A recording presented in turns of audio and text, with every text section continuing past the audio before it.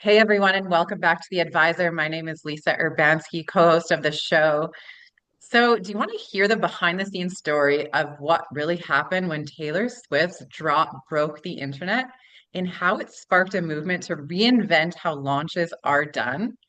Or what about the time a sneaker release melted down in minutes and all of the fans revolted? Well, today you're going to hear all about it. I've got Michael Dodsworth with us today.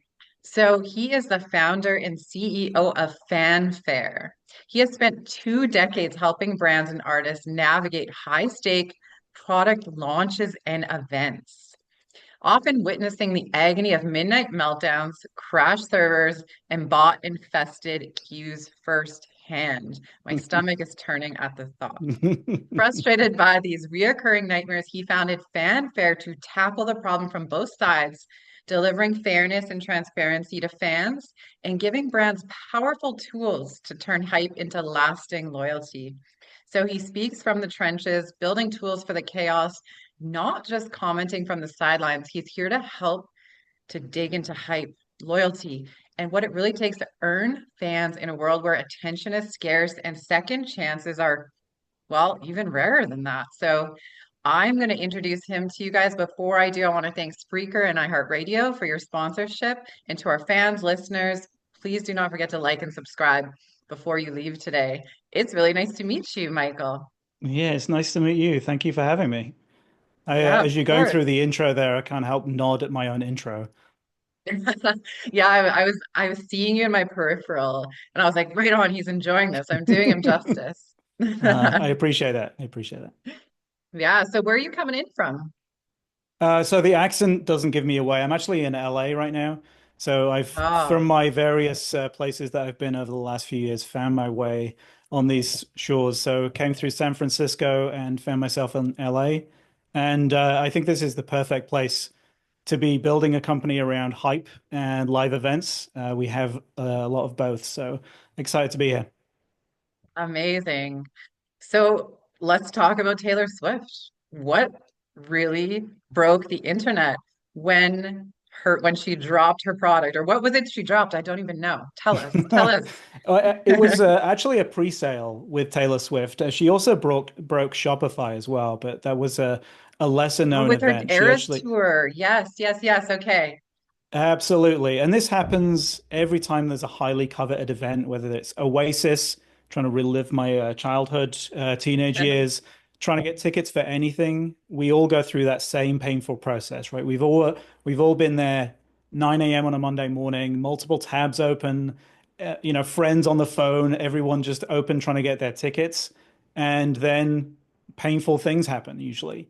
So people are at best in a queue for multiple hours. They're glued to their screen. They can't go away just in case they get through. In this case, with Taylor Swift, the ticketing platform of choice fell over, and people were left not knowing whether they lost their place in line. They, spent hours invested in this and nothing. And then that frustration of going over to secondary sites and seeing those tickets already available, seeing those products already available, a huge markup, and feeling like I've wasted my time. This is incredibly painful. Like I'm a huge fan of Taylor Swift, Oasis, The Switch 2, and I'm left out in the cold with these painful processes that I'm going through. And I spent some time. My previous company was a live events ticketing company called Rival. We were eventually scooped up by Ticketmaster at the start of the pandemic, but we were solving for exactly this problem. What happens if you're ticketing SoFi Stadium and you have 5 million Swifties show up all at the same time, all with multiple tabs open? And the truth is, from a vendor's perspective, it's incredibly hard. So as much as we want to, complain about Ticketmaster, I certainly have my complaints about Ticketmaster. Like it's an incredibly difficult thing to manage. And you see even people who deal with this fairly constantly, like Ticketmaster, like all of the large retail stores like Best Buy, they fall over. They just can't deal with that kind of demand. So really, Fanfare was set up to try and avoid some of those gnarly, nasty consumer experiences, try and reward people's time and effort that they put into these things. And on the vendor side, just allow people to run these things, to launch products in a way that isn't just a huge firefight, which is the brands we talk to, every time they launch something, it's a painful event. It's a painful event. Wow. So, like, what lessons did you learn from those events that kind of brought fanfare to life? I mean, the pain for sure is a universal. Everyone's been through those experiences and felt that. Yeah.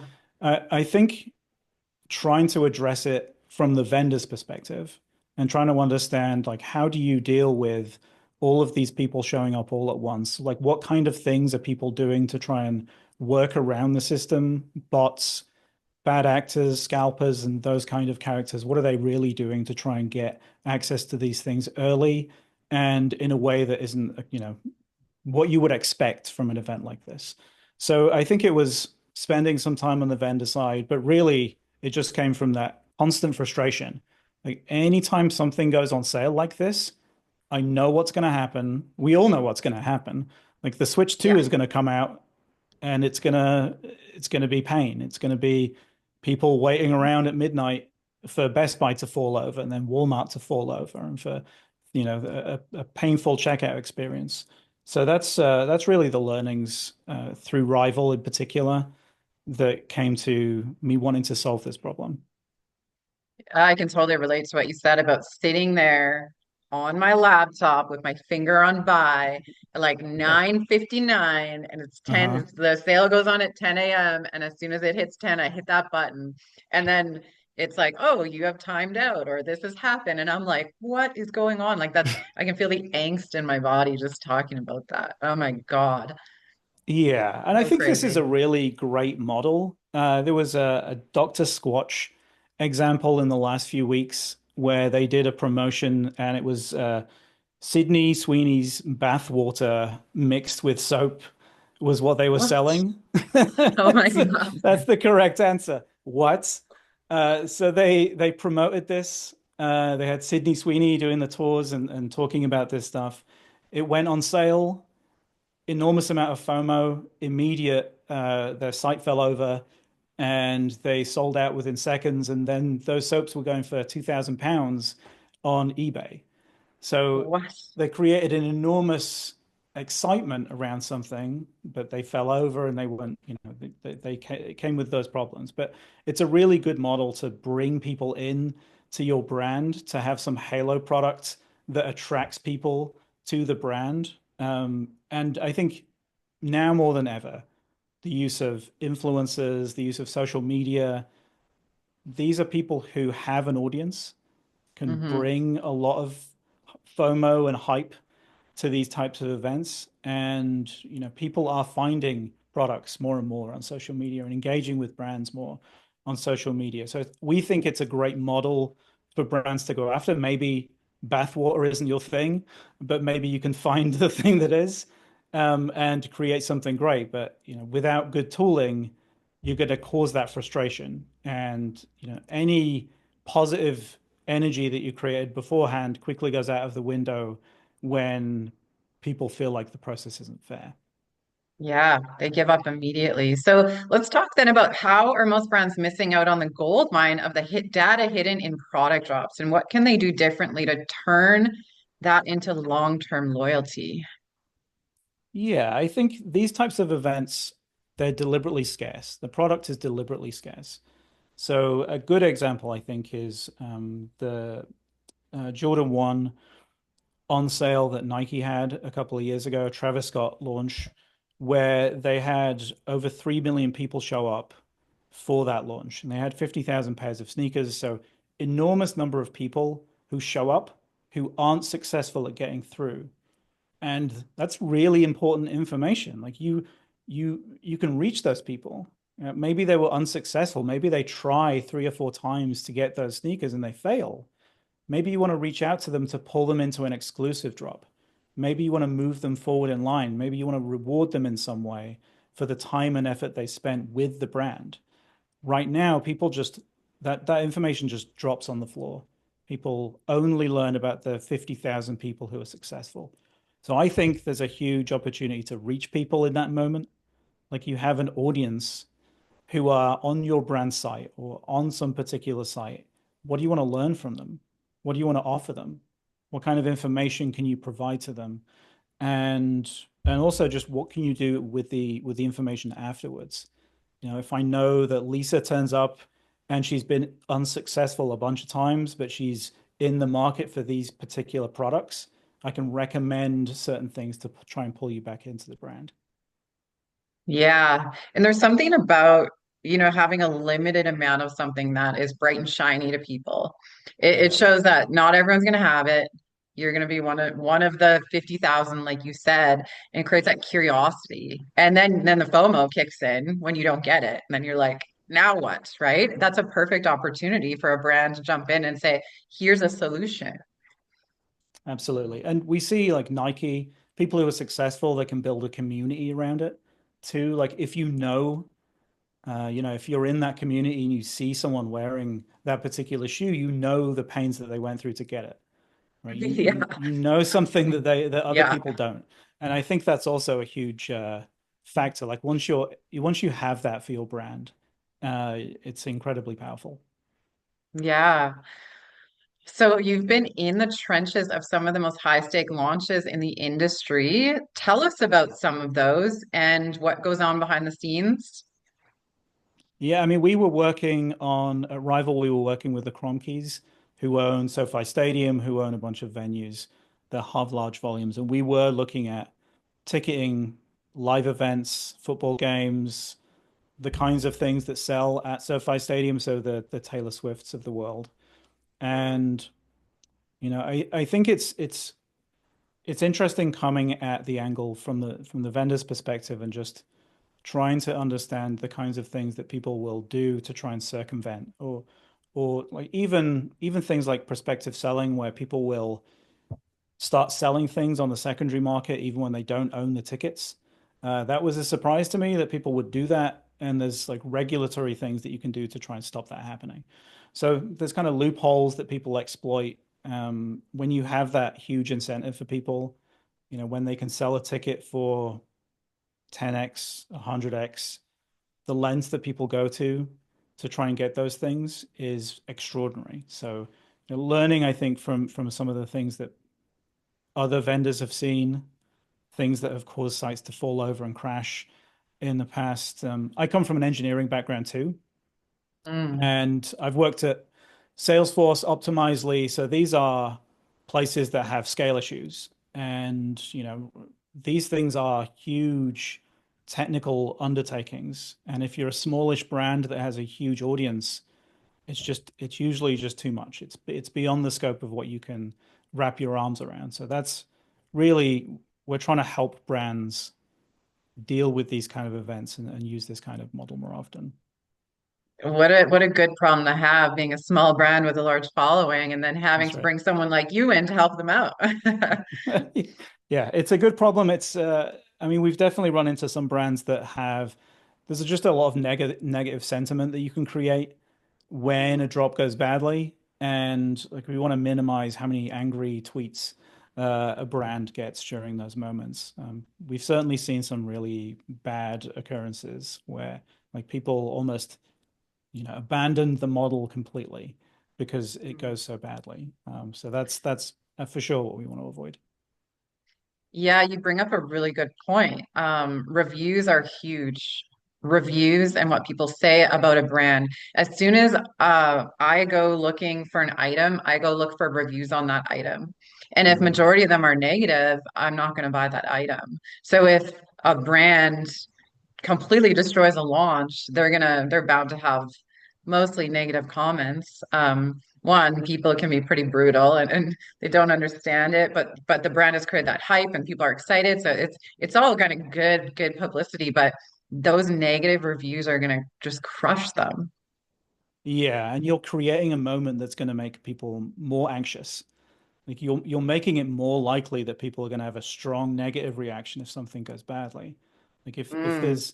if there's no scarcity and you just show up at someone's website and it's down, it's no big deal, right? You come back in a few minutes, no big deal. If it falls down when it's launching, that's really bad, and that's what causes this pain. So yeah, like people spend a lot of time and money and effort putting into the marketing around these events, and then the final sale is the thing that trips people up. So yeah, it's a good opportunity, but also just comes with some hazards that you need to avoid. Yeah, my gosh, absolutely. That'd be devastating to have that all fall apart after all that work. So tell us then about Fanfare. What is it? And where can we find it? So Fanfare is, like I say, this was something that came out of live events and just seeing at the start of COVID, just more and more of these scarce retail mishaps and issues around that and just feeling that consumer pain. So we started this a little while ago. We just got pre-seed funding almost a year ago, and we're working with some interesting brands on trying to alleviate some of these problems and trying to explore what we can do with this model. You can find us at fanfare.io. We do have some guidebooks and things going up live that we can provide to people just to get familiar with this model. And yeah, just come find us, check us out. We went through a rename just recently. I think we were talking about this before, and the idea with Fanfare is that we want to be dealing with the whole of this event, not just the actual final on sale, but the marketing, the announcements, and all of the stuff that happens around data collection, data use for these types of events. So if you have any issues with those kinds of product on sales, absolutely check us out. Can you tell us a little bit about how it works? Sure. So we are live in the Shopify App Store, and we also have a standalone product. We sit on your products page. So if you have, let's say you're selling the Switch 2, for example, we will sit, our product will embed on your products page, and then we manage people through that process. So when people show up, we can make sure that people can't see certain things at certain times. We'll collect people's information through that process. We'll move people around in line. We'll make sure that people get through the process. And then after the fact, we surface all of that information to the brands.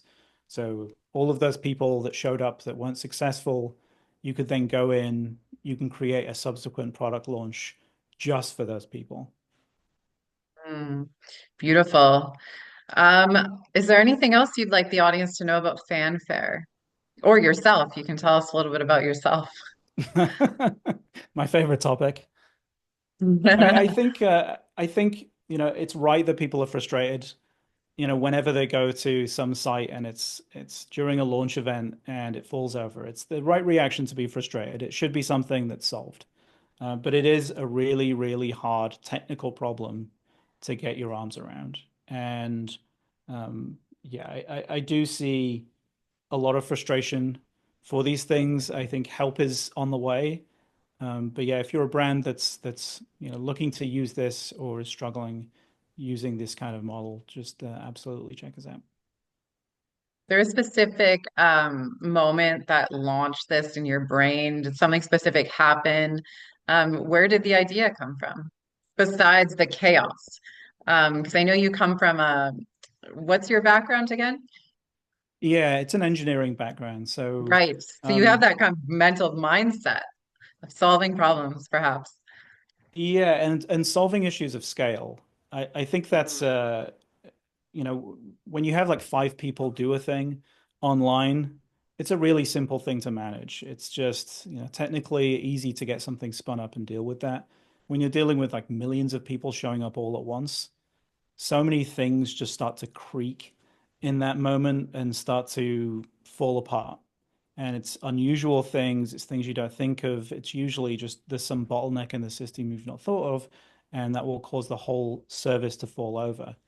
And that's what I worked at Salesforce. So I worked on search at Salesforce, which is like the most commonly trafficked area of Salesforce. And you don't mm. want to fall over in that moment when people are trying to find their things. And then through Rival, dealing with this kind of scale in a ticketing context was really the foundation for Fanfare for me because, I think if things fall down at the Salesforce level, like people are going to complain and it's going to be bad. If people can't get their Taylor Swift tickets on that moment, like that's a huge problem. Yeah. And one of the things we found at Rival was everyone came to us with that same feeling of why hasn't this been fixed yet? Like, why is Mm. it that everyone's going through this terrible, like, why is that? Why is it expected? I had someone reach out to me after one failed launch, and he thought maybe these failed launches was a feature. Like maybe these brands and these retailers were doing it on purpose just to try and build the FOMO around it. That's not true.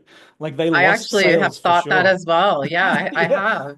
Yeah, it's The it's not true. scarcity. Like yeah, it's just, when they lose sales, like the Switch 2, for example, when you lose sales, people just go elsewhere. Uh, if you can be the trusted retailer for these kind of events, it's a gold mine for you. Um, but they just can't. They just technically, it's just painful. And I think it was the Venn diagram of interesting technical problem to do with scale, the consumer pain that we've all felt, and then my experience at Rival, having dealt with this, especially around bad actors and bots, kind of came together to really launch Fanfare. Mm. Would you be specific on the types of clients that you're looking to work with? So right now we're looking for people who already run drops. That's usually streetwear, footwear brands. Um, Often they have like an outsized audience issue. So they have an enormous following, a lot of fandom around the brand, and then these kinds of events just kind of fall flat. So that's the kind of brands we're looking at. But honestly, this model extends to collectibles, health and beauty. We've had a few food and bev brands reach out, so it's a very applicable thing. But yeah, people who are feeling the most pain are the kind of drop native brands. Mm. So I've been in the network marketing world for a while, and I remember a new company started and they dropped a new flavor of this product. And that was what everyone was saying is that they broke the internet because everyone was trying to purchase it. So there was only 5,000 of them and everyone started buying them and it just completely shut down the website. Is that a common thing with new companies and new brands that are launching something for the first time? Yeah, absolutely. Yeah, it's something we see frequently is just something takes off. They hit on something that's really successful, or they have Sydney Sweeney, helping with some of the promotion, Right. and Uh, there's an expectation it may be large, but sometimes that huge spike is way beyond what they expect. So yeah, it's absolutely something that up and coming brands struggle with often. hmm. So remind us where people can find you. So people can find us at fanfare.io. That's FARE.io. Me personally, please reach out. You can find me through LinkedIn. Just click that link, and happy to talk about this with anyone who'll listen. Amazing. We're going to have those copied in our show notes for people as well. Anything you want to leave the audience with beside Sweeney's bathwater as a thought? I It's all think I can think about right now. yeah, I'd definitely recommend people check out not just that particular launch, but launches that are similar to that. So it's something that we've been blogging about. Just these kind of events are incredibly successful for those brands that can do them properly. So we can definitely direct people through to those on Fanfare's blog. But yeah, just really seeing the power of this model. I think personally, just walking around and thinking about all the possible places people gather as opportunities to launch a product, to run a pop-up. 60, 70,000 people in a sports event are a great way of launching some specific limited edition product. And this kind of model is really it's coming into its own, I think, with social media and all of these platforms just helping boost those. So I definitely encourage people to look around at what these interesting brands are doing. Dr. Squatch is a great example. But yeah, it's a really interesting model. Beautiful. Well, thanks for being here today and for talking about fanfare and for spreading the news. Sounds like an Thank you. amazing product that can help a lot of brands. We hope so. We hope so. And yeah, it's been nice to meet you and thank you. Yes, thank you. And to our audience, thank you for tuning in. You just heard from Michael Dodsworth, and his product Fanfare will be linked in our show notes for you guys to check out. I know I'm going to be checking out some weird things later on the internet. Until next time, my name is Lisa Urbanski with The Advisor. Have a good weekend, everyone.